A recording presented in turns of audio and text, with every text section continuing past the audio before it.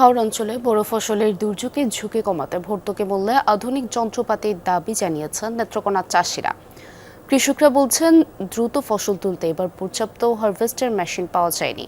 এজন্য ফসলের ক্ষতির পরিমাণ বেড়েছে। ক্ষতি হওয়ার পর ভর্তুকি না দিয়ে স্থায়ী সমাধানের প্রয়োজন আধুনিক যন্ত্রপাতি। কৃষকের কথা মাথায় রেখে হাওড় অঞ্চলের আধুনিক যন্ত্রপাতি সরবরাহে সরকার কাজ করছে বলে জানিয়েছেন কৃষি কর্মকর্তারা। ফোটানোর ঝামেলা ছাড়াই নিরাপদ পানির জন্য ঘরে আনুন পিওরিট। কল করুন 16627।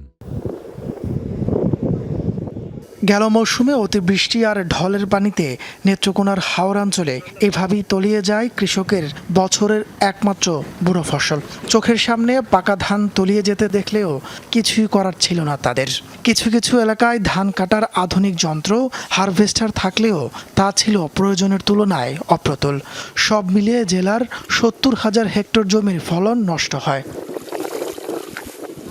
বছর বছর আগাম বন্যা আর পাহাড়ি ঢলের ক্ষতির হাত থেকে রক্ষা পেতে সরকারের সহযোগিতা চায় ক্ষতিগ্রস্ত চাষিরা। ভর্তুকি না দিয়ে পর্যাপ্ত আধুনিক যন্ত্রপাতি সরবরাহের দাবি কৃষকের। একটা ওয়ার্ডে ৪-৫টা গ্রামের মধ্যে একটা হারভেস্টার, এবং হাওরগুলো খুব বড় বড়, এখানে একটা হারভেস্টারে পারে না। এই লাগানোর টিয়া করতে হয়েছে, কাটার টিয়া করতে হয়েছে, সার টিয়া করতে দিয়ে দোষী আরো মেশিন বরাদ্দ করুন, আমরা কৃষকের কিছুটা বাচ্চা যাইব, নাহলে তো যেমন বৃষ্টির পানিতে ডুবে যাইব। কৃষকের এমন দাবির পরিপ্রেক্ষিতে সরকার হাওর অঞ্চলের কৃষিতে আধুনিকরণের উদ্যোগ নিচ্ছে। সম্প্রতি কলমাকান্দার হাওর পরিদর্শন শেষে উপজেলাকে পাইলট প্রকল্প হিসেবে কৃষিতে শতভাগ আধুনিক যন্ত্রের ব্যবহারের পদক্ষেপ নেওয়ার কথা জানান কৃষি কর্মকর্তা।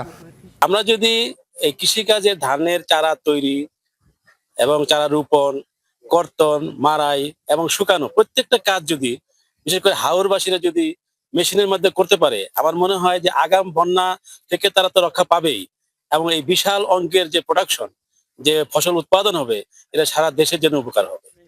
চীন, জাপান সহ উন্নত দেশ থেকে কৃষি যন্ত্র আমদানির মাধ্যমে দেশের কৃষি ব্যবস্থাকে গতিশীল করতে সরকারের পরিকল্পনার কথা জানালেন নেত্রকোনার ১ আসনের সংসদ সদস্য। কমিউনিটি বেসড হারভেস্টিং সিস্টেমটা আমরা চালু করব। অফকোর্স প্রশাসনের যারা আছেন তিনারা এই বিষয়ে কাজ করছেন। আমরা মনে করি আমরা ইস্পিতে লক্ষ্যে পৌঁছতে পারবো। শুধু কলমাকান্দায় নয়, জেলার ৭ উপজেলার হাওর অঞ্চল সহ প্রতিটি এলাকায় কৃষিতে ভর্তুকি মূল্যে আধুনিক যন্ত্র সরবরাহের দাবি কৃষকের।